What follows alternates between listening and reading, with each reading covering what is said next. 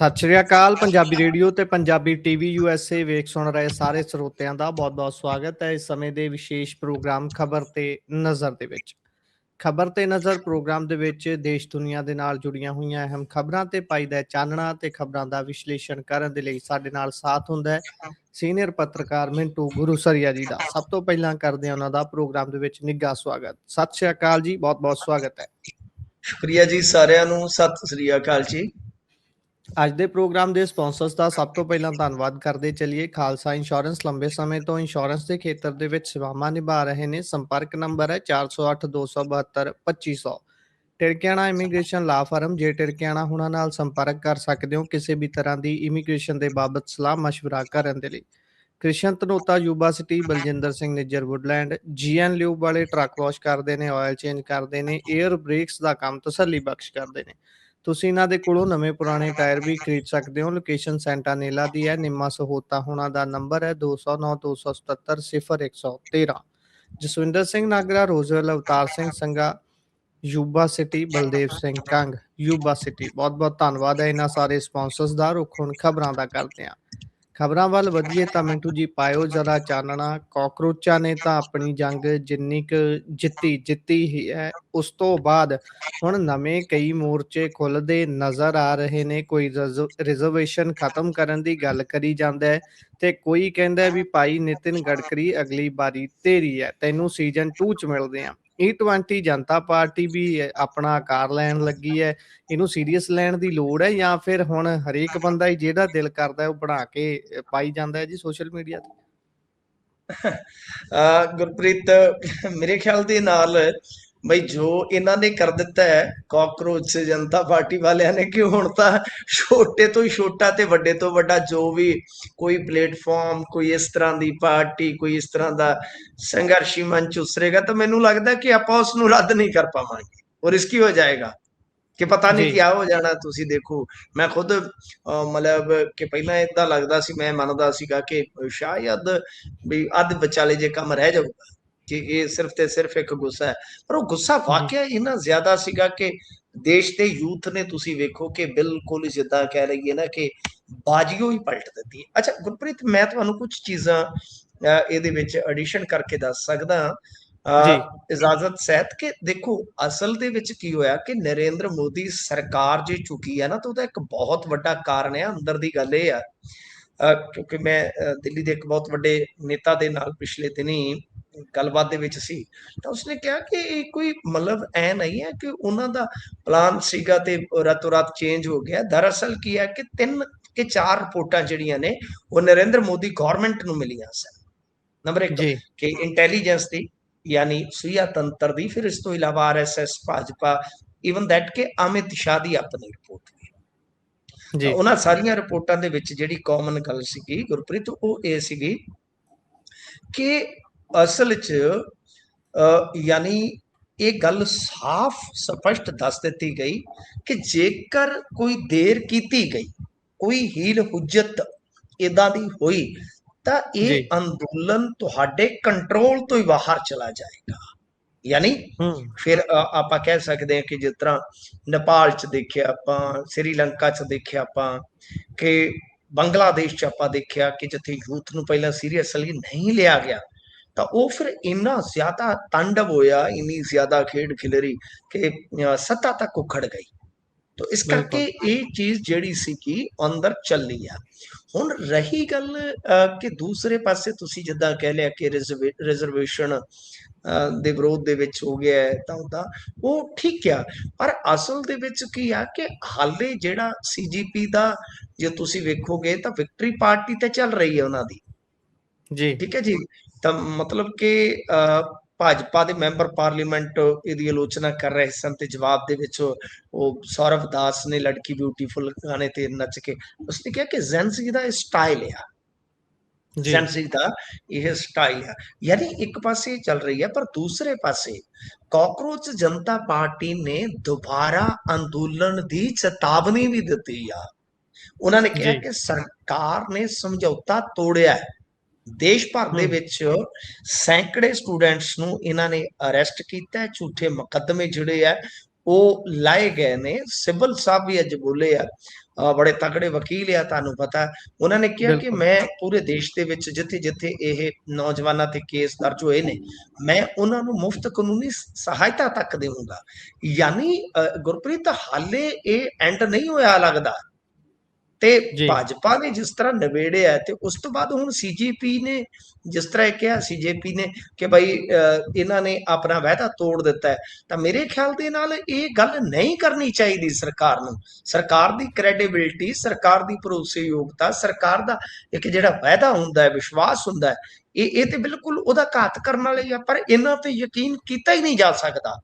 RSS ਜਾਂ ਭਾਜਪਾ ਇਹੋ ਜਿਹੀ ਜਮਾਤ ਆ, ਇਹਨਾਂ ਤੇ ਯਕੀਨ ਨਹੀਂ ਕੀਤਾ ਜਾ ਸਕਦਾ। ਹੁਣ ਦੁਬਾਰਾ ਜੇ ਅੰਦੋਲਨ ਤੁਸੀਂ ਖੜਾ ਕਰਨਾ ਹੋਵੇ ਤਾਂ ਮੇਰੇ ਖਿਆਲ ਦੇ ਨਾਲ ਬਹੁਤ ਮੁਸ਼ਕਲ ਕਾਰਜ ਹੋ ਜਾਂਦਾ ਹੈ। ਤਾਂ ਲਿਹਾਜ਼ਾ ਹੁਣ ਦੇਖੋ, ਦੂਜੇ ਪਾਸੇ ਪੇਪਰ ਲੀਕ ਬਿੱਲ ਤੇ ਚਰਚਾ ਕਰਨ ਲਈ ਵਿਰੋਧੀ ਧਿਰ ਜਿਹੜੀ ਆ ਉਹ ਤਿਆਰ ਹੋ ਗਈ ਆ। ਵੋਟਿੰਗ ਹੋਵੇਗੀ। ਲੋਕ ਸਭਾ ਸਪੀਕਰ ਜਿਹੜੇ ਆ ਬਿਰਲਾ ਸਾਹਿਬ, ਉਹਨਾਂ ਨੇ ਨੇਤਾਵਾਂ ਨੂੰ ਮਨਾ ਲਿਆ ਹੈ ਕਿ ਅੱਜ ਜੀ। ਆਪਾਂ ਇਹਦੇ ਤੇ ਸਹਿਮਤੀ ਬਣਾਈਏ, ਕਿਉਂਕਿ ਇਹ ਜ਼ਰੂਰੀ ਹੈ। ਹੁਣ ਦੇਖੋ, ਇਹਦੇ ਤੇ ਓਪੋਜੀਸ਼ਨ ਵੀ ਜ਼ਿਆਦਾ ਨਹੀਂ ਨਾ ਇੱਧਰ ਉੱਧਰ ਜਾ ਸਕਦੀ, ਕਿਉਂਕਿ ਚਰਚਾ ਬਿਲਕੁਲ ਜ਼ਰੂਰੀ ਹੈ। ਉਹ ਕਾਨੂੰਨ ਤੇ ਅੜੰਗਾ ਨਹੀਂ ਡਾਉਣਗੇ ਕੋਈ, ਤਾਂ ਇਸ ਕਰਕੇ ਕੋਈ ਵੀ ਇਦਾਂ ਦਾ ਰਿਸਕ ਨਹੀਂ ਲਏਗਾ। ਪਰ ਗੱਲ ਇਹ ਆ ਕਿ ਇਹ ਜਿਹੜਾ ਨਰਿੰਦਰ ਮੋਦੀ ਨੂੰ ਆਪਾਂ ਵਿਅਕਤੀਗਤ ਤੌਰ ਤੇ ਕਹਿੰਦੇ ਕਿ ਇੱਕ ਝਟਕਾ ਤੇ ਜ਼ਰੂਰ ਆ, ਇਹ ਮੰਨਣਾ ਪਊਗਾ। ਅੱਛਾ, ਹੁਣ ਆਪਾਂ ਜਿਹੜੀ ਗੱਲ ਤੁਸੀਂ ਸ਼ੁਰੂ ਕੀਤੀ ਸੀ, ਉਸ ਗੱਲ ਨੂੰ ਤੇ ਆਪਾਂ ਪਿੱਛੇ ਹੀ ਛੱਡ ਆਏ, ਬਹੁਤ ਪਿੱਛੇ ਛੱਡ ਆਏ। ਦੇਖੋ, ਜੀ। ਇੱਕ ਉਸੇ ਤਰ੍ਹਾਂ ਦਾ ਪੇਜ ਬਣ ਕੇ, ਇੱਕ ਉਸੇ ਤਰ੍ਹਾਂ ਦਾ ਹੁੰਗਾਰਾ ਮਿਲਦਾ ਨਜ਼ਰ ਆ ਰਿਹਾ ਹੈ ਕਿ ਲੱਖਾਂ ਲੋਕ ਸ਼ਾਇਦ ਉਸ ਇੰਸਟਾ ਪੇਜ ਤੇ ਜੁੜ ਚੁੱਕੇ ਨੇ ਹੁਣ ਤੱਕ ਗੁਰਪ੍ਰੀਤ। ਉਹ ਹੈ E20 ਜਨਤਾ ਪਾਰਟੀ। E20 ਮਤਲਬ ਕਿ ਜਿਹੜਾ ਐਥਨੋਲ ਵਾਲਾ ਰੇੜਕਾ ਚੱਲ ਰਿਹਾ ਹੈ ਗੁਰਪ੍ਰੀਤ, ਬਹੁਤ ਵੱਡਾ ਉਹ ਵੀ ਮਾਮਲਾ ਹੈ। ਦੇਖੋ, ਇਹਦੇ ਵਿੱਚ ਕੀ ਸੀਗਾ ਕਿ ਜਦੋਂ ਨੀਟ ਪੇਪਰ ਲੀਕ ਹੋਇਆ ਤਾਂ ਉਹਦੇ 'ਚ ਆਪਾਂ 7 ਕਰੋੜ ਪ੍ਰਭਾਵਿਤ ਬੰਦਿਆਂ ਦਾ ਜ਼ਿਕਰ ਦੇਖਿਆ ਕਿ 7 ਕਰੋੜ ਬੱਚੇ ਜਾਂ ਪਰਿਵਾਰ ਪ੍ਰਭਾਵਿਤ ਹੋਏ ਸਨ। ਤਾਂ ਉਸ ਤੋਂ ਬਾਅਦ ਜੇ ਤੁਸੀਂ ਦੇਖੋਗੇ ਤਾਂ 7 ਕਰੋੜ ਦੇ ਕਰੀਬ ਹੀ ਗੱਡੀਆਂ 4 ਪਹੀਆਂ ਵਾਲੀਆਂ ਰਜਿਸਟਰਡ ਨੇ ਤਕਰੀਬਨ, ਜੇ ਮੈਂ ਮੋਟਾ ਮੋਟੀ ਅੰਦਾਜ਼ਾ ਲਾਵਾਂ। ਤਾਂ ਇੱਧਰ ਵੀ ਆਪਾਂ ਜੇ ਦੇਖੀਏ ਤਾਂ ਲੱਖਾਂ ਲੋਕ ਜੁੜਨ ਦਾ ਮਤਲਬ, ਜਾਂ ਇਸ ਤਰ੍ਹਾਂ ਦਾ ਹੁੰਗਾਰੇ ਦਾ ਮਤਲਬ ਇਹੋ ਆ ਕਿ ਜੇ ਇਸ ਤਰ੍ਹਾਂ ਦੀ ਇੱਕ ਲਹਿਰ ਉਸਰਦੀ ਹੈ ਜਾਂ ਅੱਗੇ ਚੀਜ਼ ਵੱਧਦੀ ਹੈ ਤਾਂ ਨਿਤਿਨ ਗਡਕਰੀ ਵਾਸਤੇ ਬਹੁਤ ਵੱਡੀਆਂ ਮੁਸ਼ਕਲਾਂ ਖੜੀਆਂ ਹੋ ਸਕਦੀਆਂ ਨੇ। ਉਹ ਪਹਿਲਾਂ ਹੀ ਬਿਲਕੁਲ ਕਾਫੀ ਕਮਜ਼ੋਰ ਪੈ ਚੁੱਕੇ ਨੇ ਐਥਨੋਲ ਦੇ ਮਾਮਲੇ 'ਚ। ਹੁਣ ਤੁਸੀਂ ਦੇਖਿਆ ਹੋਣਾ, ਇੱਕ ਪੰਜਾਬੀ ਸਿੰਗਰ ਵੀ ਕਹਿ ਰਿਹਾ ਸੀਗਾ ਕਿ ਮੇਰੀ ਡਿਫੈਂਡਰ ਗੱਡੀ ਜਿਹੜੀ ਆ ਇਹ ਪਹਿਲੀ ਸਰਵਿਸ ਤੋਂ ਬਾਅਦ ਹੀ ਖਰਾਬ ਹੋ ਗਈ। ਇਸ ਤੋਂ ਇਲਾਵਾ ਝਾਰਖੰਡ ਦੇ ਵਿੱਚ, ਰਾਏਪੁਰ ਦੇ ਵਿੱਚ ਤੇ ਇੱਕ ਬੰਦੇ ਨੇ ਬਕਾਇਦਾ ਮੁਕੱਦਮਾ ਤੱਕ ਜਿੱਤ ਲਿਆ ਐਥਨੋਲ ਦੇ ਮਾਮਲੇ 'ਚ। ਸੋ ਮੈਨੂੰ ਲੱਗਦਾ ਹੈ ਗੁਰਪ੍ਰੀਤ ਕਿ ਇਹ ਕੋਈ ਏਦਾਂ ਨਹੀਂ ਹੈਗਾ ਕਿ ਆਪਾਂ ਇਹਨੂੰ ਕਹਿ ਸਕਦੇ ਹਾਂ ਕਿ ਨਹੀਂ ਨਹੀਂ ਇਹ ਤਾਂ ਨੌਨ ਸੀਰੀਅਸ ਜਿਹਾ ਮਸਲਾ ਹੈ। ਇਹ ਬਹੁਤ ਗੰਭੀਰ ਮਸਲਾ ਹੈ ਤੇ ਆਮ ਬੰਦਾ ਜਿਹੜਾ ਹੈ ਉਹ, ਹੁਣ ਤੁਸੀਂ 4 ਵੀਲਰ ਵੀ ਦੇਖ ਰਹੇ ਹੋ, 2 ਵੀਲਰ ਵੀ ਹੈ, ਜੀ। ਸਾਰਿਆਂ 'ਚ ਪੈਟਰੋਲ ਪੈਂਦਾ ਹੈ। ਤਾਂ ਪੈਟਰੋਲ ਦਾ ਇੱਕ ਮਸਲਾ ਜੇ ਬਣਦਾ ਹੈ ਤਾਂ ਮੇਰੇ ਖਿਆਲ ਦੇ ਨਾਲ ਇਹ ਨਰਿੰਦਰ ਮੋਦੀ ਸਰਕਾਰ ਵਾਸਤੇ ਇੱਕ ਦੂਜਾ ਸੰਕਟ ਹੋ ਸਕਦਾ ਹੈ। ਹਾਲਾਂਕਿ ਬਿਲਕੁਲ ਹੋ ਨਿਤਿਨ ਸਕਦਾ। ਗਡਕਰੀ ਦੇ ਨਾਲ ਉਹਨਾਂ ਦੀ ਨਹੀਂ ਬਣਦੀ। ਪਰੰਤੂ ਗੱਲ ਕੀ ਹੈ ਕਿ ਜਦੋਂ ਇਸ ਤਰ੍ਹਾਂ ਦੀ ਮੂਵਮੈਂਟ ਚੱਲ ਪੈਂਦੀ ਹੈ, ਆਪਾਂ ਦੇਖਿਆ ਕਿ ਉਹਦੇ ਵਿੱਚ ਫਿਰ ਨਿਸ਼ਾਨੇ ਤੇ ਤਾਂ ਸਮੁੱਚੀ ਸਰਕਾਰ ਹੀ ਆਉਂਦੀ। ਕੋਈ ਪਾਰਟਿਕੂਲਰ ਇੱਕ ਮੰਤਰੀ ਠੀਕ ਆ, ਉਹਦਾ ਕਿਤੇ ਨਾ ਕਿਤੇ ਆਪਾਂ ਵੇਖ ਲੈਂਦੇ ਹਾਂ ਕਿ ਬਣ ਜਾਂਦਾ, ਕੇਂਦਰ ਬਿੰਦੂ ਬਣ ਜਾਂਦਾ, ਪਰ ਅਲਟੀਮੇਟਲੀ ਸਰਕਾਰ ਦੀ ਨੈਗੇਟਿਵਿਟੀ ਬਹੁਤ ਜ਼ਿਆਦਾ ਹੁੰਦੀ ਹੈ ਇਸ ਮਾਮਲੇ 'ਚ। ਸੋ ਇਹ ਇੱਕ ਕੱਲ ਦੀ ਸ਼ੁਰੂਆਤ ਹੋਈ ਆ। ਹੁਣ ਵੇਖੋ ਕਹਾਣੀ ਕਿੱਧਰ ਨੂੰ ਜਾਂਦੀ ਹੈ, ਕੌਣ ਇਹਨੂੰ ਲੀਡ ਕਰੇਗਾ, ਕੀ ਇਸ ਤਰ੍ਹਾਂ ਦਾ ਐਕਸ਼ਨ ਪ੍ਰੋਗਰਾਮ ਹੋਏਗਾ ਜਿਸ ਤਰ੍ਹਾਂ ਦਾ ਆਪਾਂ ਸੀਜੇਪੀ ਵਾਲਿਆਂ ਦਾ ਦੇਖਿਆ ਵਾ। ਤਾਂ ਇਹ ਸਾਰੀਆਂ ਚੀਜ਼ਾਂ ਸਮੇਂ ਦੇ ਗਰਭ ਦੇ ਵਿੱਚ ਆ, ਹਾਲੇ ਕੋਈ ਸਪਸ਼ਟ ਨਹੀਂ ਹੈਗਾ ਕਿ ਕੌਣ ਲੀਡ ਕਰੇਗਾ ਕੌਣ ਨਹੀਂ ਕਰੇਗਾ। ਪਰੰਤੂ ਇਹ ਸਾਫ਼ ਹੈ, ਇਹ ਸਪਸ਼ਟ ਹੈ ਗੁਰਪ੍ਰੀਤ ਕਿ ਮੋਟੀਵੇਸ਼ਨ ਤੇ ਜ਼ਰੂਰ ਮਿਲਦਾ ਹੈ। ਜੇ ਕਿਸਾਨ ਬਿਲਕੁਲ ਜਿੱਤੇ ਸਨ ਤਾਂ ਕਿਸਾਨ ਤੋਂ ਬਾਅਦ ਕਿਤੇ ਨਾ ਕਿਤੇ, ਵੈਸੇ ਤੇ ਨਰਿੰਦਰ ਮੋਦੀ ਅਨਬੀਟਨ ਤੇ ਹੈ ਨਹੀਂ ਹੈ। ਇਹਨਾਂ ਨੇ ਜਦੋਂ ਸ਼ੁਰੂ ਦੇ ਵਿੱਚ ਪਾਰੀ ਸ਼ੁਰੂ ਕੀਤੀ ਸੀਗੀ ਤਾਂ ਜਿਹੜਾ ਲੈਂਡ ਐਕੁਜੀਸ਼ਨ ਤੇ ਆਰਡੀਨੈਂਸ ਲਿਆਂਦਾ ਸੀਗਾ, ਤਾਂ ਫਿਰ ਇਹ ਮਜਬੂਰ ਇੰਨੇ ਹੋ ਗਏ ਸੀ ਕਿ ਉਹਦੇ ਤੇ ਬਿੱਲ ਨਹੀਂ ਸੀ ਲਿਆ ਸਕੇ। ਬਿਲਕੁਲ ਕਾਂਗਰਸ ਨੇ ਇਹਨਾਂ ਨੂੰ ਚੁਕਾ ਦਿੱਤਾ ਸੀ ਸ਼ੁਰੂ 'ਚ ਜਦੋਂ ਇਹ 2014 ਚ ਆਏ ਨੇ। ਫਿਰ ਮੈਨੂੰ ਯਾਦ ਹੈ MJ ਅਕਬਰ ਦਾ, ਤੁਹਾਨੂੰ ਯਾਦ ਹੋਣਾ ਕਿ ਅਸਤੀਫਾ ਲੈਣਾ ਪਿਆ ਸੀ ਇਹਨਾਂ ਨੂੰ। ਫਿਰ ਇਸ ਤੋਂ ਇਲਾਵਾ ਜੇ ਤੁਸੀਂ ਵੇਖੋਗੇ ਤਾਂ ਇੱਕ ਦੋ ਮੌਕੇ ਹੋਰ ਵੀ ਆਏ ਨੇ, ਜਿਸ ਤਰ੍ਹਾਂ ਲੈਟਰਲ ਐਂਟਰੀ ਸੀਗੀ UPSC ਦੇ ਵਿੱਚ, ਤਾਂ ਉਹ ਰਿਜ਼ਰਵੇਸ਼ਨ ਦੇ ਚੱਲਦੇ ਆ ਉਹ ਵੀ ਇਹਨਾਂ ਨੂੰ ਇਸ਼ਤਿਹਾਰ ਰੱਦ ਕਰਨਾ ਪਿਆ ਸੀਗਾ। ਤੋ ਇਸ ਕਰਕੇ ਦੇਖੋ, ਕਿਸਾਨ ਤੋਂ ਬਾਅਦ ਹੁਣ ਨੌਜਵਾਨ, ਤਾਂ ਮੇਰੇ ਕਹਿਣ ਦਾ ਮਤਲਬ ਇਹ ਆ ਕਿ ਜੇ ਅੱਗੇ ਇਹ ਚੀਜ਼ਾਂ ਚੱਲਦੀਆਂ ਨੇ ਤਾਂ ਨਰਿੰਦਰ ਮੋਦੀ ਸਰਕਾਰ ਵਾਸਤੇ ਸੰਕਟ ਖੜਾ ਹੋ ਜਾਏਗਾ, ਕਿਉਂਕਿ ਅੱਗੇ ਵੀ ਉਹਨਾਂ ਨੇ ਝੁਕ ਕੇ ਹਾਰ ਦਾ ਸਵਾਦ ਚੱਕਿਆ। ਹੁਣ ਵੀ ਹੋ ਸਕਦਾ ਇਨ ਫਿਊਚਰ ਕਿ ਇਹਨਾਂ ਚੀਜ਼ਾਂ ਤੋਂ ਮੋਟੀਵੇਸ਼ਨ ਲੈ ਕੇ ਤਾਂ ਅੱਗੇ ਜਾ ਕੇ ਵੀ ਸਰਕਾਰ ਦਾ ਜੀਣਾ ਦੁੱਬਰ ਕਰਦੇ ਨੇ ਇਹ ਲੋਕ। ਜੀ ਬਿਲਕੁਲ, ਦੇਖਦੇ ਹਾਂ ਆਉਣ ਵਾਲੇ ਦਿਨਾਂ ਦੇ ਵਿੱਚ ਬਣਦਾ ਕੀ ਹੈ। ਉਧਰ ਬੰਬੇ ਹਾਈ ਕੋਰਟ ਨੇ ਵੀ ਇਹਨਾਂ ਨਿਤਿਨ ਗਡਕਰੀ ਉਹਨਾਂ ਨੂੰ ਮਨਜ਼ੂਰੀ ਦੇ ਦਿੱਤੀ ਹੈ ਸੋਸ਼ਲ ਮੀਡੀਆ ਤੇ ਜਿਹੜੇ E20 ਖਿਲਾਫ ਵੀਡੀਓਜ਼ ਪਾਉਂਦੇ ਨੇ ਉਹਨਾਂ ਤੇ ਕਾਰਵਾਈ ਕਰਾਉਣ ਦੀ। ਤੇ ਉਹ ਵੀ ਬਿਲਕੁਲ ਦੇਖਦੇ ਹਾਂ ਉਧਰ ਕੀ ਬਣੂਗਾ, ਕਿਉਂਕਿ ਗਡਕਰੀ ਸਾਹਿਬ ਕਹਿ ਰਹੇ ਨੇ ਕਿ ਮੈਂ ਪੱਲਿਓਂ ਥੋੜੀ ਕਰ ਰਿਹਾ, ਇਹ ਪੈਟਰੋਲੀਅਮ ਵਿਭਾਗ ਦਾ ਕੀਤਾ ਹੋਇਆ ਫੈਸਲਾ ਹੈ ਤਾਂ ਹੋ ਰਿਹਾ ਹੈ। ਪਰ ਖੈਰ ਬਣਦਾ ਗੱਲ ਇਹ ਹੈ ਕੀ ਹੈ ਨਾ ਆਉਣ ਕਿ ਵਾਲੇ। ਜੇ ਜੀ ਜੀ ਪੈਟਰੋਲੀਅਮ ਡਿਪਾਰਟਮੈਂਟ ਕਰਦਾ ਹੈ ਸਾਰਾ ਕੁਝ, ਤਾਂ ਜੀ ਤੁਸੀਂ ਤੇ ਨੈਸ਼ਨਲ ਹਾਈਵੇ ਅਥਾਰਟੀ ਦੇ ਮਿਨਿਸਟਰ ਹੋ, ਤੁਹਾਡਾ ਤਾਂ ਪਾਰਟ ਹੀ ਨਹੀਂ, ਤੁਸੀਂ ਵਿੱਚ ਕਿਉਂ ਟੰਗ ਬਿਲਕੁਲ ਅੜਾ ਰਹੀ ਹੈ? ਤੁਸੀਂ ਐਥਨੋਲ ਤੇ ਕਿਉਂ ਜ਼ੋਰ ਦੇ ਰਹੇ? ਤੁਹਾਡਾ ਤਾਂ ਡਿਪਾਰਟਮੈਂਟ ਹੀ ਨਹੀਂ ਫਿਰ। ਬਿਲਕੁਲ ਤੁਸੀਂ ਐਥਨੋਲ ਦਾ ਮੁੱਦਾ ਕਿਉਂ ਸੰਭਾਲਿਆ ਹੋਇਆ ਹੈ? ਕਿ ਤੁਹਾਡੀ ਔਲਾਦ ਐਥਨੋਲ ਦੇ ਕਾਰੋਬਾਰ ਚ ਤਾਂ ਤੁਸੀਂ ਜੀ ਠੇਕਾ ਲਿਆ? ਇਹ ਤੇ ਪੈਟਰੋਲੀਅਮ ਮਿਨਿਸਟਰੀ ਦੇ, ਇਹ ਤੇ ਫਿਰ ਫਸਦੇ ਨੇ। ਐਥਨੋਲ ਦਾ, ਬਿਲਕੁਲ ਪੈਟਰੋਲ ਦਾ ਜਿਹੜਾ ਮੈਟਰ ਆ, ਕੱਲ ਨੂੰ ਜੋ ਮਤਲਬ ਕਿ ਜੇ ਵਾਤਾਵਰਣ ਨਾਲ ਚੀਜ਼ਾਂ ਜੁੜਦੀਆਂ ਤਾਂ ਵਾਤਾਵਰਣ ਮੰਤਰਾਲੇ ਦਾ ਕੰਮ ਹੈ। ਜੇ ਬਿਲਕੁਲ ਪੈਟਰੋਲ ਦੇ ਵਿੱਚ ਕੋਈ ਚੀਜ਼ ਬਲੈਂਡ ਕਰਨੀ ਹੈ ਤਾਂ ਪੈਟਰੋਲੀਅਮ ਮਿਨਿਸਟਰੀ ਦਾ ਕੰਮ ਹੈ। ਫਿਰ ਤੁਸੀਂ ਆਖੇ ਤੂੰ ਕੌਣ ਹੈ ਜੀ? ਮੈਂ ਆਖੇ ਦਾਸ ਨੂੰ ਖਾਹ ਮਖਾ ਕਹਿੰਦੇ ਆ, ਤੇ ਤੁਸੀਂ ਖਾਹ ਮਖਾਈ ਆ।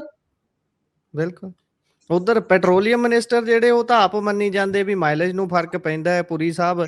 ਤੇ ਇਹ ਜਨਾਬ ਹੁਣੀ ਕਹਿੰਦੇ ਜਿਹੜਾ ਵੀ ਸਵਾਲ ਕਰੂਗਾ ਉੱਤੇ ਚੱਕ ਕੇ ਡੈਫਾਮੇਸ਼ਨ ਠੋਕਣਾ ਹੈ। ਇਹਨਾਂ ਨੇ ਡੈਫਾਮੇਸ਼ਨ ਵਾਲਾ ਕੰਮ ਸਾਂਭ ਲਿਆ। ਖੈਰ ਅੱਗੇ ਆਪਾਂ ਵੱਧਦੇ ਹਾਂ ਤੇ ਸਫਾਈ ਕਰਮਚਾਰੀਆਂ ਨੇ ਅੱਜ ਵੱਖ-ਵੱਖ ਥਾਵਾਂ ਤੇ ਹੜਤਾਲ ਕੀਤੀ ਹੋਈ ਸੀ, ਤਕਰੀਬਨ ਪੂਰੇ ਪੰਜਾਬ 'ਚ ਹੀ।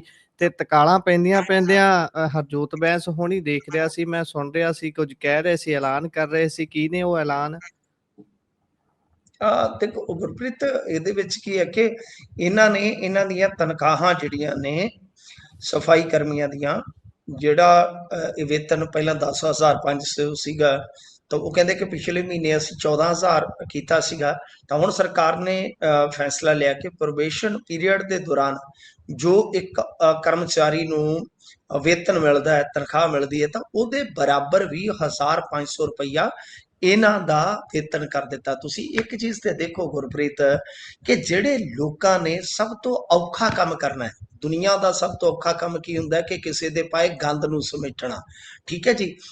ਮਤਲਬ ਕਿ ਜਿਹੜੇ ਲੋਕ ਉਹ ਕੰਮ ਕਰਦੇ, ਉਹਨਾਂ ਦੀ ਤਨਖਾਹ ਦੇਖੋ ਪਹਿਲਾਂ ਕਿੰਨੀ ਸੀ? 10,000। 10,000 ਤੇ ਪਿਛਲੇ ਮਹੀਨੇ ਉਹ 14 ਕੀਤੀ ਆ।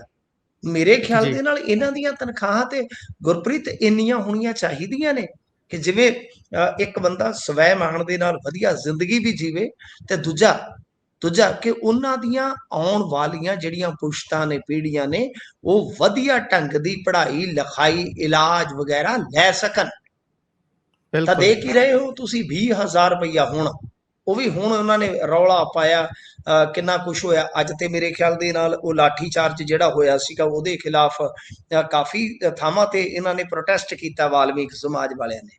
ਹਾਲਾਂਕਿ ਜੋ ਕੁਝ ਇਹਨਾਂ ਦੇ ਬੰਦੇ ਗਾਲਾਂ ਕੱਢ ਰਹੇ ਨੇ, ਕੁਛ ਏਦਾਂ ਬੋਲ ਰਹੇ ਨੇ, DSP ਦੀ ਕੁੜੀ ਤੱਕ ਚੱਲ ਉਹਦੇ ਤੇ ਜਾ ਰਹੇ ਨੇ, ਉਹ ਚੀਜ਼ਾਂ ਠੀਕ ਨਹੀਂ ਹੈਗੀਆਂ।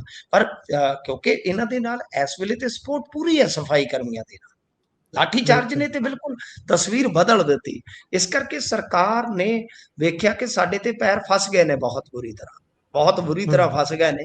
ਤੋ ਲਿਹਾਜ਼ਾ ਫਿਰ ਇਹਨਾਂ ਨੇ ਆਪਣੀ ਜਿਹੜੀ ਸਟ੍ਰਾਈਕ ਆ ਹੁਣ ਖਤਮ ਕਰਵਾਉਣ ਵਾਸਤੇ ਕਹਿਤਾ, ਤੇ ਇਹਨਾਂ ਨੇ ਖਤਮ ਕਰ ਦਿੱਤੀ ਆ। ਤਾਂ ਗੱਲ ਇਹ ਆ ਕਿ ਪੂਰਾ ਦਿਨ ਅੱਜ ਯੂਨੀਅਨਾਂ ਦੇ ਨਾਲ ਮੀਟਿੰਗਾਂ ਹੋਈਆਂ ਨੇ, ਐਸਾ ਦੱਸਿਆ ਜਾ ਰਿਹਾ। ਤੇ ਉਸ ਤੋਂ ਬਾਅਦ ਹੁਣ ਇਹ ਵੇਖਣ ਨੂੰ ਮਿਲਿਆ ਕਿ ਹੜਤਾਲ ਖਤਮ ਹੋ ਗਈ ਆ।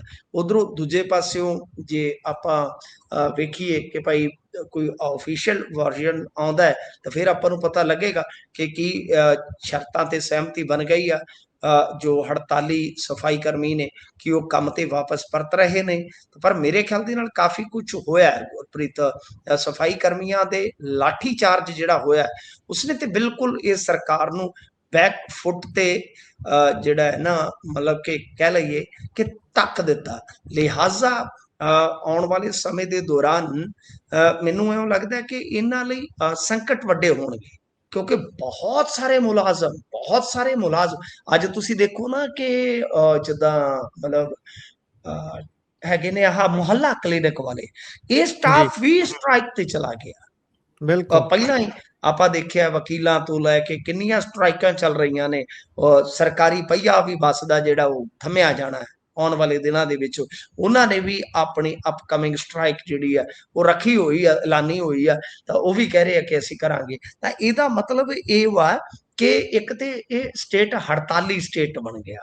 ਇਸ ਵੇਲੇ ਇਲੈਕਸ਼ਨ ਦਾ ਵਰ੍ਹਾ ਵਾ ਤੇ ਉਸ ਵਰ੍ਹੇ ਦੇ ਦੌਰਾਨ ਮਤਲਬ ਕਿ ਹਰੇਕ ਵਰਗ ਜਿਹੜਾ ਹੈ ਜਾਂ ਹਰੇਕ ਜਥੇਬੰਦੀ ਜਿਹੜੀ ਹੈ ਉਹ ਮੰਗਾਂ ਮਨਾਉਣ ਤੇ ਇਸ ਵੇਲੇ ਪੂਰਾ ਜ਼ੋਰ ਲਾ ਰਹੀ ਹੈ ਕਿ ਆਈਓ ਸਮਾਂ ਹੈ ਜਦੋਂ ਸਰਕਾਰ ਤੋਂ ਕੰਮ ਕਰਵਾਏ ਜਾ ਸਕਦੇ ਆ। ਤਾਂ ਮੁਸ਼ਕਲਾਂ ਵੱਧ ਰਹੀਆਂ ਨੇ ਕਿ ਜਿਹੜਾ ਇਹਨਾਂ ਦਾ ਹੁਣ ਮੁਹੱਲਾ ਕਲੀਨਿਕ ਵਾਲਾ ਸਟਾਫ ਹੈ ਜੋ ਉਹ ਚਲਾ ਜਾਂਦਾ ਹੈ, ਹੜਤਾਲ ਤੇ ਚਲਾ ਜਾਂਦਾ ਹੈ, ਤਾਂ ਇਹ ਵੀ ਇੱਕ ਬੜਾ ਬੁਨਿਆਦੀ ਆਪਾਂ ਕਹਿ ਲਈਏ ਕਿ ਸਹੂਲੀਅਤ ਦਾ ਕੰਮ ਸੀਗਾ ਨਾ। ਇਹਦੇ 'ਚ ਹੀ ਬਿਲਕੁਲ ਆਮ ਬੰਦਾ ਆਉਂਦਾ ਹੈ, ਆਮ ਬੰਦਾ ਇਲਾਜ ਲੈ ਕੇ ਜਾਂਦਾ ਹੈ, ਤਾਂ ਉਹ ਇਹਨਾਂ ਦੇ ਗੁਣ ਗਾਉਂਦਾ ਹੈ ਵੀ ਚਲੋ ਪਿੰਡ ਦੇ ਵਿੱਚ ਹੀ ਇਲਾਜ ਹੋ ਗਿਆ, ਨੇੜੇ ਜਗ੍ਹਾ ਇਲਾਜ ਹੋ ਗਿਆ ਜਾਂ ਘਰ ਦੇ ਨੇੜੇ ਇਲਾਜ ਹੋ ਗਿਆ, ਉਹ ਸਾਰੀਆਂ ਚੀਜ਼ਾਂ ਨੇ। ਤਾਂ ਜੇ ਇੱਥੇ ਖੱਜਲ ਖੁਆਰੀ ਹੋਏਗੀ ਤਾਂ ਉਹਦਾ ਪ੍ਰਭਾਵ ਨੈਗੇਟਿਵ ਜਾਣਾ ਸੁਭਾਵਿਕ ਹੈ ਗੁਰਪ੍ਰੀਤ। ਤਾਂ ਹੜਤਾਲਾਂ ਬਹੁਤ ਹੋ ਰਹੀਆਂ ਨੇ, ਇਹ ਬੜੀ ਵੱਡੀ ਮੁਸ਼ਕਲ ਬਣ ਗਈ ਹੈ ਸਰਕਾਰ ਵਾਸਤੇ। ਇਹ ਕੋਈ ਛੋਟੇ ਕੰਮ ਨਹੀਂ ਹੈ, ਕਾਫੀ ਵੱਡੇ ਕੰਮ ਆ। ਜੇ ਮੰਨ ਲਓ ਸਾਰਿਆਂ ਨੂੰ ਪੱਕੇ ਕਰਦੇ ਤਦ ਇਹਨਾਂ ਦਾ ਖਜ਼ਾਨਾ ਤੁਹਾਨੂੰ ਪਤਾ ਹੈ ਪੱਕੇ ਕਰਨ ਵਾਲਾ ਤਾਂ ਕੰਮ ਇਹਨਾਂ ਨੇ ਬੰਦ ਹੀ ਤਕਰੀਬਨ ਕਰ ਰੱਖਿਆ, ਤੇ ਜੇ ਨਹੀਂ ਤਾਂ ਫਿਰ ਇਹਨਾਂ ਨੂੰ ਤਿੱਖੇ ਵਿਰੋਧ ਦਾ ਸਾਹਮਣਾ ਕਰਨਾ ਪਵੇਗਾ। ਤੇ ਮੁਲਾਜ਼ਮ ਵਰਗ ਉਹ ਵਰਗ ਆ ਜਿਸ ਵਰਗ ਨੇ ਇਹਨਾਂ ਨੂੰ ਖੂਬ ਖੁਸ਼ ਹੋ ਕੇ ਵੋਟਾਂ ਪਾਈਆਂ ਸਨ। ਜੇ ਪਿਛਲਾ ਇਲੈਕਸ਼ਨ ਦਾ ਤੁਸੀਂ ਟ੍ਰੈਂਡ ਚੈੱਕ ਕਰੋਗੇ। ਜੀ ਬਿਲਕੁਲ। ਤੇ ਉਧਰ ਲੁਧਿਆਣਾ ਨਿਗਮ ਵੀ ਕਸੂਤਾ ਫਸ ਗਿਆ ਜੀ, ਇਹ ਕਿਹੜੇ ਮਾਮਲੇ ਦੀ ਗੱਲ ਹੋ ਰਹੀ ਹੈ ਇੱਥੇ? ਲੁਧਿਆਣਾ ਨਿਗਮ ਤਾਂ ਆਪਣੇ ਆਪ ਦੇ ਵਿੱਚ ਇਦਾਂ ਦਾ ਮਾਹੌਲ ਬਣਾ ਕੇ ਬੈਠਾ ਕਿ ਗੱਲਾਂ ਹੀ ਛੱਡ ਦਿਓ, ਗੱਲਾਂ ਹੀ ਗਾਂ ਦੀਆਂ ਨੇ। ਤੁਹਾਨੂੰ ਯਾਦ ਹੋਣਾ ਆਪਾਂ ਇੱਕ ਖਬਰ ਕੀਤੀ ਸੀਗੀ, ਉਸ ਖਬਰ ਦੇ ਵਿੱਚ ਦੱਸਿਆ ਸੀਗਾ ਕਿ ਕਿਵੇਂ 2 ਵਿਧਾਇਕਾਂ ਦੇ ਮੁੰਡਿਆਂ ਨੂੰ ਇੱਕ ਕਮੇਟੀ ਦੇ ਵਿੱਚ ਇਹਨਾਂ ਨੇ ਫਿੱਟ ਕਰ ਦਿੱਤਾ। ਕਮੇਟੀ ਜਿਹੜੀ ਉਹ ਟੈਂਡਰਾਂ ਨਾਲ ਜੁੜੀ ਸੀ, ਫਾਈਨਾਂਸ ਦੇ ਨਾਲ ਜੁੜੀ ਸੀਗੀ, ਤਾਂ ਜੀ ਉਹਦੇ 'ਚ ਇਹ ਬਹੁਤ ਬੁਰਾ ਕਿਰਕਿਆ ਸੀ। ਇੱਕ ਤਾਂ ਮਦਨ ਲਾਲ ਬੱਗਾ ਵਿਧਾਇਕ ਹੈ ਜਿਹੜੇ, ਉਹਨਾਂ ਦਾ ਬੇਟਾ ਸੀਗਾ, ਤੇ ਇੱਕ ਕੁਲਵੰਤ ਸਿੱਧੂ ਦਾ ਬੇਟਾ ਸੀਗਾ, ਅਮਨ ਬੱਗਾ ਤੇ ਯੁਵਰਾਜ ਸਿੰਘ। ਅੱਛਾ, ਫਾਈਨੈਂਸ ਐਂਡ ਕੰਟਰੈਕਟ ਕਮੇਟੀ ਸੀ ਇਹ, FNCC ਕਹਿੰਦੇ ਆ ਇਹਨੂੰ। ਤਾਂ ਉਹਦੇ ਵਿੱਚ ਇਹ ਮਾਮਲਾ ਹਾਈ ਕੋਰਟ ਚਲਾ ਗਿਆ। ਤੇ ਕਮਾਲ ਦੀ ਗੱਲ ਹੈ ਕਿ ਪਿਛਲੀ ਵਾਰ ਵੀ ਇਹਨਾਂ ਨੇ, ਕਿਉਂਕਿ ਉੱਥੇ ਜਦੋਂ ਹਾਈ ਕੋਰਟ ਨੇ ਤਰਕ ਦਿੱਤੇ ਕਿ ਤੁਸੀਂ ਇਹ ਤਾਂ ਕਰ ਹੀ ਨਹੀਂ ਸਕਦੇ, ਕਿਵੇਂ ਕੀਤਾ ਤੁਸੀਂ? ਮਤਲਬ ਇਹ ਹੁੰਦਾ ਹੈ ਗੁਰਪ੍ਰੀਤ ਕਿ ਜਿਹੜੀ ਇਹ ਕਮੇਟੀ ਹੁੰਦੀ ਹੈ ਨਾ, ਇਹਦੇ ਵਿੱਚ ਮਤਲਬ ਕਿ 2 ਬੰਦੇ ਜਿਹੜੇ ਆ ਉਹ ਇਲੈਕਟਡ ਹੋ ਸਕਦੇ, ਯਾਨੀ ਕਾਉਂਸਲਰ ਜਿਹੜੇ ਹੁੰਦੇ ਨੇ ਨਾ, ਕਾਉਂਸਲਰ ਬਕਾਇਦਾ ਇਲੈਕਟ ਕਰਦੇ ਵੋਟਿੰਗ ਦੇ ਜ਼ਰੀਏ। ਸਿੱਧੀ ਐਂਟਰੀ ਤੁਸੀਂ ਨਹੀਂ ਦੇ ਸਕਦੇ। ਇਹ ਜਿਹੜਾ ਮਿਊਨਿਸਪਲ ਐਕਟ ਹੈ ਪੰਜਾਬ ਦਾ, ਉਹਦੇ ਵਿੱਚ ਇਹ ਚੀਜ਼ ਦਰਜ ਹੈ ਜੀ। ਤਾਂ ਪਿਛਲੀ ਵਾਰ ਵੀ ਟੈਕਨੀਕਲੀ ਇਹ ਫਸ ਗਏ ਸਨ ਤੇ ਇਹਨਾਂ ਨੂੰ ਔੜਿਆ ਨਹੀਂ ਸੀ ਉੱਤਰ। ਤਾਂ ਹੁਣ ਐਤਕੀ ਕੀ ਆ, ਫੇਰ ਸੁਣਵਾਈ ਹੋਈ, ਫੇਰ ਇਹਨਾਂ ਦੇ ਕੋਲ ਜਵਾਬ ਹੈ ਨਹੀਂ ਸੀ। ਤਾਂ ਹੁਣ ਮਤਲਬ ਕਿ 10 ਦਿਨ ਦਾ ਹੋਰ ਸਮਾਂ ਮੰਗਿਆ ਗਿਆ ਕਿ ਸਾਨੂੰ 10 ਦਿਨ ਦਾ ਐਕਸਟਰਾ ਸਮਾਂ ਦੇਵੋ, ਫਿਰ ਅਸੀਂ ਆਪਣਾ ਜਵਾਬ ਜਿਹੜਾ ਦੇਵਾਂਗੇ। ਤੇ ਇਹ ਪਟੀਸ਼ਨ ਕਰਤਾ ਜਿਹੜੇ ਆ ਇਹ ਵੀ ਕਾਉਂਸਲਰ ਨੇ, ਗੌਰਵ ਪੱਟੀ। ਤਾਂ ਗੱਲ ਇਹ ਆ ਕਿ 29 ਜੁਲਾਈ ਨੂੰ ਜਿਹੜਾ ਇਹ ਜਵਾਬ ਫਾਈਲ ਕਰਨਗੇ, ਫਿਰ ਉਹਦੇ ਚ ਦੇਖਾਂਗੇ ਕਿ ਕੀ ਬਣਦਾ ਹੈ। ਅੱਛਾ, ਇੱਕ ਇੰਟਰਸਟਿੰਗ ਚੀਜ਼ ਮੈਂ ਤੁਹਾਨੂੰ ਹੋਰ ਦੱਸਣੀ ਚਾਹਾਂਗਾ। ਆ ਜਿਹੜਾ ਨਿਗਮ ਆਪਾਂ ਵਿਚਾਰ ਰਹੇ ਹਾਂ, ਲੁਧਿਆਣੇ ਵਾਲਾ ਨਗਰ ਨਿਗਮ। ਅੱਛਾ, ਲੁਧਿਆਣੇ ਦੇ ਨਗਰ ਨਿਗਮ 'ਚ ਇੱਕ ਬਹੁਤ ਤਗੜਾ ਕਾਂਡ ਹੋਇਆ ਜੀ, ਜਿਹੜਾ ਹੁਣ ਉਜਾਗਰ ਹੋਇਆ। ਵੈਸੇ ਉਹ ਜੂਨ ਦੇ ਵਿੱਚ ਯਾਨੀ ਪਿਛਲੇ ਮਹੀਨੇ ਹੋ ਗਿਆ ਸੀਗਾ, ਤੇ ਮੈਂ ਉਹਦੇ ਤੇ ਬਾਤ ਤਫਸੀਲ ਲਿਖਿਆ ਵੀ ਆ। ਇੱਕ ਇਹਨਾਂ ਦਾ ਰਿਕਾਰਡ ਰੂਮ ਆ ਗੁਰਪ੍ਰੀਤ ਜੀ। ਵੀਕਐਂਡ ਤੇ ਕਿਸੇ ਚੋਰ ਨੇ ਆਖਿਆ ਕਿ ਚਲੋ ਵੀਕਐਂਡ ਮਨਾਉਨੇ ਆ। ਉਹ ਰਿਕਾਰਡ ਰੂਮ ਦੇ ਵਿੱਚ ਦਾਖਲ ਹੁੰਦਾ ਹੈ, ਫਾਈਨੈਂਸ ਦੇ ਨਾਲ ਜੁੜੀਆਂ ਜਾਂ ਡਿਵੈਲਪਮੈਂਟ ਦੇ ਨਾਲ ਜੁੜੀਆਂ ਫਾਈਲਾਂ, ਬਿੱਲ, ਵਾਊਚਰ ਚੁਣ ਕੇ ਮਤਲਬ ਕਿ ਉਹ ਐਕਸਪਰਟ ਚੋਰ ਨੇ ਚੋਰੀ ਕੀਤੀਆਂ। ਫਿਰ ਇਸ ਤੋਂ ਇਲਾਵਾ ਜੇ ਤੁਸੀਂ ਵੇਖੋਗੇ ਤਾਂ ਉਹ ਸੀਸੀਟੀਵੀ ਕੈਮਰਾ ਵੀ ਨਾਲ ਲੈ ਗਿਆ, ਯਾਨੀ ਉਹਨੂੰ ਪਤਾ ਸੀ ਕਿ ਸੀਸੀਟੀਵੀ ਕੈਮਰਾ ਕਿੱਥੇ ਆ। ਫਿਰ ਇਸ ਤੋਂ ਇਲਾਵਾ ਕਮਾਲ ਦੇਖੋ ਕਿ ਉਹ ਤਾਲਾ ਵੀ ਆਪਦਾ ਲਾ ਗਿਆ। ਮੈਂ ਕਿਹਾ ਉਹ ਕਿਤੇ ਮੈਸੇਜ ਦੇ ਕੇ ਗਿਆ ਕਿ ਹਮ ਲौट ਕੇ ਫਿਰ ਆਏਗਾ। ਤਾਂ ਮਤਲਬ ਕਿ ਰਿਕਾਰਡ ਕਿਉਂ ਚੋਰੀ ਹੋਇਆ ਜੀ। ਇੱਥੇ ਤੁਸੀਂ ਦੇਖੋ ਕਿ ਲੁਧਿਆਣੇ ਨਿਗਮ ਦੇ ਵਿੱਚ ਬਹੁਤ ਵੱਡੀਆਂ, ਕਿਉਂਕਿ ਮੈਨਚੈਸਟਰ ਆਫ ਪੰਜਾਬ ਆ, ਬਹੁਤ ਪੈਸਾ ਹੈ ਸਰ, ਬਹੁਤ ਮਲਾਈ ਆ ਉਰੇ। ਤਾਂ ਕਹਿਣ ਦਾ ਮਤਲਬ ਇਹ ਹੈ ਕਿ ਲੁਧਿਆਣੇ ਨਿਗਮ ਦੀਆਂ ਨਾਕਾਮੀਆਂ ਦਾ ਆ 4 ਸਾਲਾਂ ਦਾ ਆਪਣਾ ਇਤਿਹਾਸ ਹੈ। ਬਿਲਕੁਲ। ਇਹ ਜਿਹੜੀ ਬੀਬੀ ਮੇਅਰ ਆ, ਚਲੋ ਸਤਿਕਾਰਤ ਆ, ਭੈਣ ਜੀ ਆ ਸਾਡੇ, ਪਰ ਇਹਨਾਂ ਦੀ ਕਾਬਲੀਅਤ ਕੀ ਸੀ? ਗੁਰਪ੍ਰੀਤ ਖੁਦ ਮੁੱਖ ਮੰਤਰੀ ਨੇ ਇਹ ਗੱਲ ਇਹਨਾਂ ਬਾਰੇ ਕਹੀ ਸੀ ਕਿ ਇਹ ਬੀਬੀ ਜਦੋਂ ਟੀਚਿੰਗ ਲਾਈਨ 'ਚ ਸੀ ਤੇ ਸਾਡੇ ਲਈ ਪੋਸਟਾਂ ਪਾਉਂਦੀ ਹੁੰਦੀ ਸੀ। ਆਹ ਤਾਂ ਕਾਬਲੀਅਤ ਆ ਜੀ। ਅਸੀਂ ਮੇਅਰ ਬਣਾ ਦਿੱਤੀ। ਸੋ ਜਦੋਂ ਇਸ ਤਰ੍ਹਾਂ ਦੀ ਕਾਬਲੀਅਤ, ਪ੍ਰਸ਼ਾਸਕੀ ਕਾਬਲੀਅਤ ਹੁੰਦੀ ਹੈ, ਮੈਂ ਕੋਈ ਇਹ ਨਹੀਂ ਕਰ ਰਿਹਾ, ਮੈਂ ਕਿਸੇ ਦਾ ਮਜ਼ਾਕ ਨਹੀਂ ਉਡਾ ਰਿਹਾ। ਹੋ ਸਕਦਾ ਜੇ ਆਪਾਂ ਨੂੰ ਕੌਂਸਲ ਸੰਭਾਲ ਦਿੱਤੀ ਜਾਵੇ, ਨਿਗਮ ਯਕਦਮ ਸੰਭਾਲ ਦਿੱਤਾ ਜਾਵੇ ਗੁਰਪ੍ਰੀਤ, ਆਪਾਂ ਨੂੰ ਵੀ ਕਿਤੇ ਨਾ ਕਿਤੇ ਦਿੱਕਤਾਂ ਦਾ ਸਾਹਮਣਾ ਕਰਨਾ ਪਵੇਗਾ, ਕਿਉਂਕਿ ਤਜਰਬਾ ਨਹੀਂ ਹੈ ਆਪਾਂ ਨੂੰ। ਬਿਲਕੁਲ। ਤਾਂ ਮਤਲਬ ਕਿ ਇਹਨਾਂ ਨੇ ਇਸ ਤਰ੍ਹਾਂ ਦੇ ਪੈਰਾਮੀਟਰ ਸੈੱਟ ਕਰ ਰੱਖੇ ਆ ਕਿ ਇਹ ਸਾਡੇ ਵਾਸਤੇ ਪੋਸਟਾਂ ਲਿਖਦਾ ਸੀ। ਹੋ ਸਕਦਾ ਆਉਣ ਵਾਲੇ ਦਿਨਾਂ 'ਚ, ਆਉਣ ਵਾਲੇ ਸਮੇਂ 'ਚ ਵੀ ਹੋਵੇ ਕਿ ਇਹ ਸਾਡੇ ਲਈ ਦੂਜੇ ਬੰਦਿਆਂ ਨੂੰ ਗਾਲਾਂ ਬਹੁਤ ਕੱਢਦਾ ਹੁੰਦਾ ਸੀਗਾ ਜੀ। ਅਸੀਂ ਇਹਨੂੰ ਆ ਬਣਾਤਾ ਜੀ, ਇਹ ਸੋਸ਼ਲ ਮੀਡੀਆ ਤੇ ਸਾਡੇ ਵਿਰੋਧੀਆਂ ਨੂੰ ਗਾਲਾਂ ਕੱਢਿਆ ਕਰਦਾ ਸੀਗਾ। ਤਾਂ ਇਹ ਇਸ ਤਰ੍ਹਾਂ ਅੱਗੇ ਗੋਲਡੀ ਦੀ ਬੀਵੀ ਬਾਰੇ ਤੁਹਾਨੂੰ ਪਤਾ ਹੀ ਹੈ ਨਾ, ਜਿਸ ਬੁੜੇ ਨੇ, ਬੁੜਾ ਸ਼ਬਦ ਮੈਂ ਇਸਤੇਮਾਲ ਇਸ ਕਰਕੇ ਕਰ ਰਿਹਾ ਕਿ ਇਦਾਂ ਦੇ ਬੰਦੇ ਦੀ ਰਿਸਪੈਕਟ ਨਹੀਂ ਹੁੰਦੀ, ਜਿਹੜੇ ਦੂਸਰੇ ਦੀ ਧੀ ਭੈਣ ਦੀ ਰਿਸਪੈਕਟ ਨਹੀਂ ਕਰਦੇ। ਤਾਂ ਉਸ ਬੰਦੇ ਨੇ ਸ਼ਰੇਆਮ ਕਿਹਾ ਸੀਗਾ ਕਿ ਅਸੀਂ ਗੋਲਡੀ ਦੀ ਬਹੂ ਦੇ ਮਗਰ ਲੱਗ ਜਾਂਦੇ ਸੀ ਜਿੱਧਰ ਨੂੰ ਵੀ ਉਹ ਜਾਂਦੀ ਸੀ।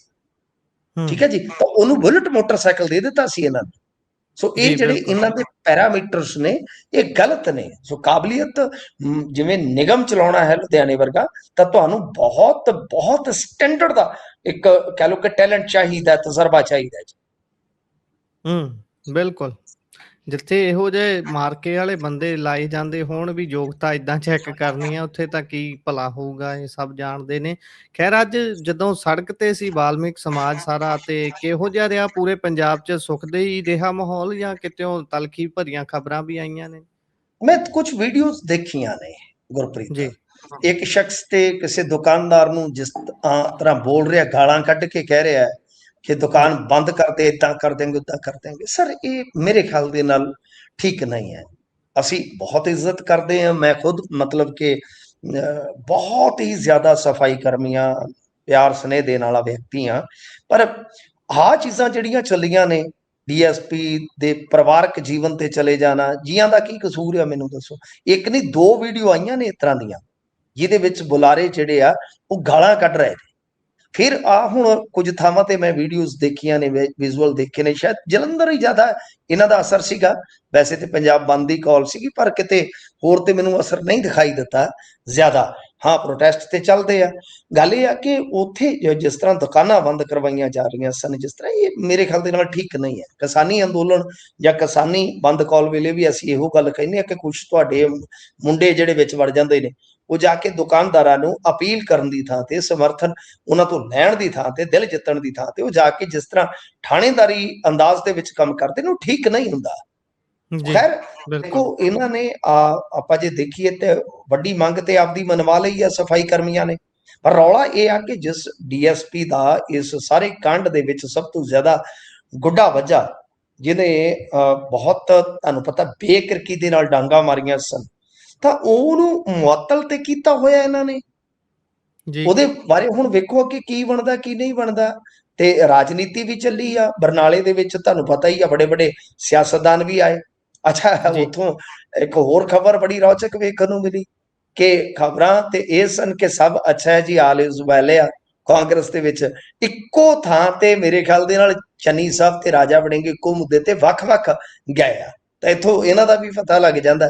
ਗੜੀ ਸਾਹਿਬ ਵੀ ਆਏ, ਗੜੀ ਸਾਹਿਬ ਨੂੰ ਵੀ ਕਾਫੀ ਤਲਖ ਸਵਾਲਾਂ ਦਾ ਸਾਹਮਣਾ ਕਰਨਾ ਪਿਆ।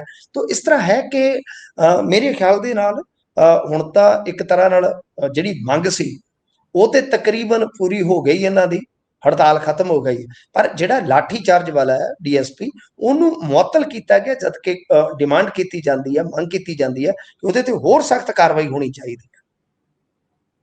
ਬਿਲਕੁਲ ਬਿਲਕੁਲ, ਕਾਰਵਾਈ ਤਾਂ ਹੋਣੀ ਚਾਹੀਦੀ ਹੈ। ਖੈਰ, ਇਸ ਤੋਂ ਅੱਗੇ ਵਧੀਏ ਤਾਂ ਜਥੇਦਾਰ ਸਾਹਿਬ ਨੇ ਗੁਰੂ ਘਰਾਂ ਦੇ ਵਿੱਚ ਯੋਗ ਤੋਂ ਵਰਜਿਆ ਹੈ ਜੀ।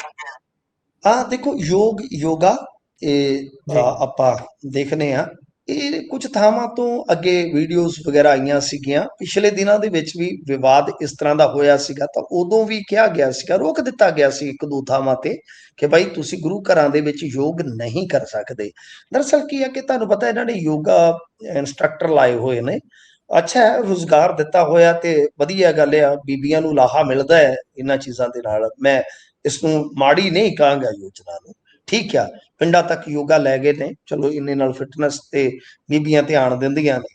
ਪਰ ਕੁਝ ਥਾਵਾਂ ਤੇ ਕੀ ਆ ਕਿ ਜਿੱਦਾਂ ਗਰੁੱਪ ਬਣ ਜਾਂਦੇ ਆ, ਤਾਂ ਉਹ ਗੁਰੂ ਘਰਾਂ ਦਾ ਜਿਹੜਾ ਕੰਪਲੈਕਸ ਹੁੰਦਾ ਹੈ, ਯਾਨੀ ਹਦੂਦ ਕਹਿ ਲਓ, ਕਿ ਉੱਥੇ ਜਾ ਕੇ ਕਰਦੇ ਨੇ। ਤੇ ਇਹਦੇ ਵਿੱਚ ਹੁਣ ਜਥੇਦਾਰ ਸਾਹਿਬ ਨੇ ਸਪਸ਼ਟ ਕਰ ਦਿੱਤਾ ਹੈ ਕਿ ਦੇਖੋ, ਗੱਲ ਇਹ ਹੈ ਕਿ ਯੋਗ ਦਾ ਅਰਥ ਭਲਾ ਜੋੜਨਾ ਹੀ ਹੋਵੇ, ਲੇਕਿਨ ਗੁਰਦੁਆਰਾ ਗੁਰੂ ਦੇ ਸ਼ਬਦ ਤੇ ਗੁਰਬਾਣੀ ਦੇ ਨਾਲ ਜੁੜਨ ਦਾ ਸਥਾਨ ਹੈ।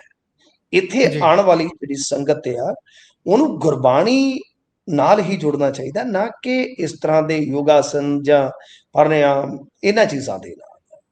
ਤਾਂ ਉਹਨਾਂ ਨੇ ਕਿਹਾ ਕਿ ਲੋਕ ਆਪਣੇ ਘਰਾਂ ਦੇ ਵਿੱਚ ਯੋਗ ਕਰ ਸਕਦੇ ਆ, ਅਸੀਂ ਕਿਸੇ ਨੂੰ ਰੋਕਦੇ ਨਹੀਂ ਆ।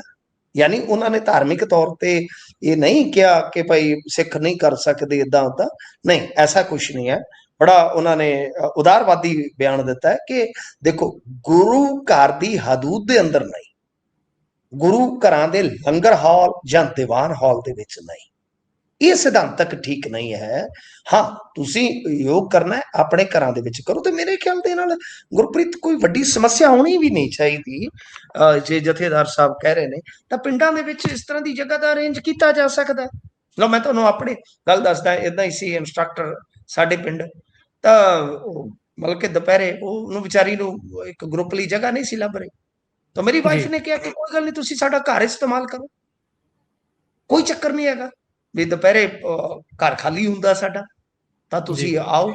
ਤਾਂ ਮਤਲਬ ਕਿ ਕੋਈ ਚੱਕਰ ਨਹੀਂ ਹੈਗਾ, ਠੀਕ ਹੈ ਨਾ ਜੀ। ਤਾਂ ਇਦਾਂ ਦੇ ਪ੍ਰਬੰਧ ਕੀਤੇ ਜਾ ਸਕਦੇ ਆ, ਇਦਾਂ ਦੇ। ਮੈਂ ਤਾਂ ਹੀ ਉਹ ਗੱਲ ਕਰ ਰਿਹਾ ਸੀ ਨਾ, ਇਹਦੇ ਬੈਨੀਫਿਟ ਹੈਗੇ ਨੇ ਕਿ ਸਾਡੀਆਂ ਜਿਹੜੀਆਂ ਗ੍ਰਹਿਣੀਆਂ ਨੇ, ਘਰੇਲੂ ਔਰਤਾਂ, ਅੱਜ ਕੱਲ ਤੁਹਾਨੂੰ ਪਤਾ ਮੋਟਾਪਾ ਬਹੁਤ, ਸ਼ੂਗਰ ਬਹੁਤ, ਬੀਪੀ, ਇਹ ਚੀਜ਼ਾਂ ਹੈਗੀਆਂ, ਉਹਦੇ ਤੋਂ ਯੋਗ ਠੀਕ ਆ, ਐਕਸਰਸਾਈਜ਼ ਕੋਈ ਵੀ ਕਰ ਲਓ, ਠੀਕ ਆ। ਤਾਂ ਕਹਿਣ ਦਾ ਮਤਲਬ ਇਹ ਆ ਕਿ ਬਦਲਵੇਂ ਪ੍ਰਬੰਧ ਕੀਤੇ ਜਾ ਸਕਦੇ। ਗੁਰੂ ਘਰਾਂ 'ਚ ਜ਼ਰੂਰ ਜਾਣਾ ਜਦੋਂ ਆਪਾਂ ਨੂੰ ਆਪ ਹੀ ਠੀਕ ਨਹੀਂ ਲੱਗਦਾ। ਮਤਲਬ ਕਿ ਮੈਨੂੰ ਵੀ ਇਹ ਚੀਜ਼ਾਂ ਠੀਕ ਨਹੀਂ ਲੱਗਦੀਆਂ। ਗੁਰੂ ਘਰ ਇੱਕ ਆਪਾਂ ਕਹਿ ਲਈਏ ਕਿ ਸਿਧਾਂਤਕ ਪੈਮਾਨਾ ਲਾਗੂ ਹੁੰਦਾ ਉੱਥੇ, ਉੱਥੇ ਆਪਾਂ ਇਹ ਚੀਜ਼ਾਂ ਥੋਪ ਨਹੀਂ ਸਕਦੇ। ਤਾਂ ਮੈਨੂੰ ਨਹੀਂ ਲੱਗਦਾ ਕੋਈ ਵੱਡਾ ਵਿਸ਼ਾ ਬਣਨਾ ਚਾਹੀਦਾ, ਬਦਲਵੇਂ ਪ੍ਰਬੰਧ ਕੀਤੇ ਜਾ ਸਕਦੇ। ਬਿਲਕੁਲ ਕੀਤੇ ਜਾ ਸਕਦੇ ਨੇ। ਇਸ ਤੋਂ ਅੱਗੇ ਵਧੀਏ ਤਾਂ ਉਧਰ ਨਕਲ ਕਾਂਡ ਤੇ ਅਕਾਲੀ ਦਲ ਵੱਲੋਂ ਮੋਰਚੇ ਦੀ ਕਾਲ। ਹਾਂਜੀ ਦੇਖੋ, ਇਹਨਾਂ ਨੇ ਅੱਜ ਮੋਰਚਾ ਲਾਇਆ ਸੀਗਾ ਇਹਦੇ ਖਿਲਾਫ। ਗੱਲ ਇਹ ਹੈ ਕਿ ਹੁਣ ਮਾਨ ਸਾਹਿਬ ਤੇ ਕਹਿੰਦੇ ਕਿ ਸਾਡੇ ਰਾਜ ਦੇ ਵਿੱਚ ਪੇਪਰ ਸ਼ੇਪਰ ਤੇ ਲੀਕ ਕਦੇ ਹੋਇਆ ਹੀ ਨਹੀਂ ਹੈ ਜੀ, ਫਿਰ ਹੁਣ ਕੀ ਜੀ ਕਰੀਏ। ਇਹਦਾ ਮਤਲਬ ਇਹ ਹੈ ਕਿ ਕਾਲੀ ਜਾਂ ਇਹ ਸਾਰੇ ਬੱਚੇ ਜਿਹੜੇ ਵਿਰੋਧ ਕਰ ਰਹੇ ਨੇ, ਰੋਸ ਜਤਾ ਰਹੇ ਨੇ, ਉਹ ਸਾਰੇ ਝੂਠ ਬੋਲਦੇ ਨੇ, ਮਾਨ ਸਾਹਿਬ ਵੀ ਇੱਕ ਸੱਚੇ ਨੇ। ਕਮਾਲ ਦੀ ਜੀ ਗੱਲ ਹੈ, ਕਮਾਲ ਹੈ। ਤਾਂ ਅਸਲ 'ਚ ਮੈਂ ਵੀ ਆਪਦੇ ਪੇਜ ਤੇ ਪਾਇਆ ਹੋਇਆ, ਤੁਸੀਂ ਦੇਖਿਆ ਹੋਣਾ ਕਿ ਕਿੰਨੇ ਇੰਪੈਕਟਡ ਲੋਕ ਨੇ ਜਿਨ੍ਹਾਂ ਤੇ ਇੰਪੈਕਟ ਪਿਆ, ਲੀਕ ਕਿੰਨੇ ਪੇਪਰ ਹੋਏ ਆ, ਸਾਰਾ ਕੁਝ ਡਾਟਾ ਕੱਢ ਕੇ ਜੀ ਡਾਕੂਮੈਂਟਡ ਚੀਜ਼ਾਂ ਨੇ। ਕਹਿਣ ਦਾ ਭਾਵ ਇਹ ਹੈ ਕਿ ਹੁਣ ਜਦੋਂ ਮੁੱਖ ਮੰਤਰੀ ਸਾਹਿਬ ਮੰਨ ਹੀ ਨਹੀਂ ਰਹੇ, ਚਲੋ ਅਕਾਲੀਆਂ ਨੇ ਸਿਆਸਤ ਕਰਨੀ ਹੈ, ਰਾਜਨੀਤੀ ਕਰਨੀ ਹੈ, ਉਹ ਅੱਜ ਬੈਠੇ ਆ ਧਰਨੇ ਤੋਂ ਉੱਤੇ, ਪਰ ਗੱਲ ਇਹ ਆ ਕਿ ਉਹ ਤੇ ਪੇਪਰ ਲੀਕ ਦੀ ਵਿਆਖਿਆ ਹੀ ਨਵੇਂ ਢੰਗ ਤੋਂ ਮੰਗ ਰਹੇ ਨੇ। ਉਹ ਕਹਿੰਦੇ ਜੀ ਨਕਲ ਕਾਂਡ ਹੋਇਆ, ਪੇਪਰ ਲੀਕ ਥੋੜੀ ਹੋਇਆ, ਪਰ ਪਿਛਲੀਆਂ ਕੁਝ ਭਰਤੀਆਂ ਤੇ ਤਾਂ ਹੋਇਆ ਹੈ ਨਾ, ਹੋਇਆ ਜੀ ਹੈ। ਸੋ ਗੱਲ ਇਹ ਆ ਕਿ ਇਹਨਾਂ ਨੂੰ ਆਪਣਾ ਸਿਸਟਮ ਸੁਧਾਰਨ ਦੀ ਜ਼ਰੂਰਤ ਹੈ। ਸਿਸਟਮ 'ਚ ਸੁਧਾਰ ਕਰਨ, ਤੇ ਸੁਧਾਰ ਤੇ ਤਦੇ ਹੀ ਕੀਤਾ ਜਾ ਸਕਦਾ ਹੁੰਦਾ ਹੈ ਨਾ ਗੁਰਪ੍ਰੀਤ, ਜਦੋਂ ਤੁਸੀਂ ਆਪਣੀ ਪਹਿਲਾਂ ਗਲਤੀ ਮੰਨੋ ਕਿ ਆਹ ਚੀਜ਼ ਠੀਕ ਕਰਨ ਦੀ ਲੋੜ ਹੈਗੀ ਆ, ਤਦ ਹੀ ਠੀਕ ਹੋਊਗੀ ਨਾ ਉਹ। ਬਿਲਕੁਲ। ਜੇਕਰ ਤੁਸੀਂ ਵੈਸੇ ਹੀ ਉਸ ਨੂੰ ਟਾਲਾ ਵੱਟ ਲਓ ਤਾਂ ਫਿਰ ਤੁਹਾਨੂੰ ਕੌਣ, ਮਰ ਗਏ ਤੇ ਮੁੱਕਰ ਗਏ ਤਾਂ ਕਹਿੰਦੇ ਕਿਆ ਕਰ ਲੈਣਾ, ਉਹ ਵਾਲਾ ਹਾਂ, ਹਿਸਾਬ ਹੈਗਾ। ਮਰੇ ਮੁਕਰੇ ਦਾ ਇਲਾਜ ਕੋਈ ਨਹੀਂ, ਕੋਈ ਸਾਥੀ ਨਹੀਂ ਜੱਗ ਤੋਂ ਚੱਲਿਆਂ ਦਾ। ਬਿਲਕੁਲ। ਇਸੇ ਦੇ ਨਾਲ ਪ੍ਰੋਗਰਾਮ ਦਾ ਸਮਾਂ ਇੱਥੇ ਹੀ ਸਮਾਪਤ ਹੁੰਦਾ ਹੈ। ਤੁਸੀਂ ਜੁੜੇ ਜਾਣਕਾਰੀਆਂ ਸਾਂਝੀਆਂ ਕੀਤੀਆਂ, ਬਹੁਤ ਬਹੁਤ ਧੰਨਵਾਦ ਜੀ। ਧੰਨਵਾਦ ਜੀ।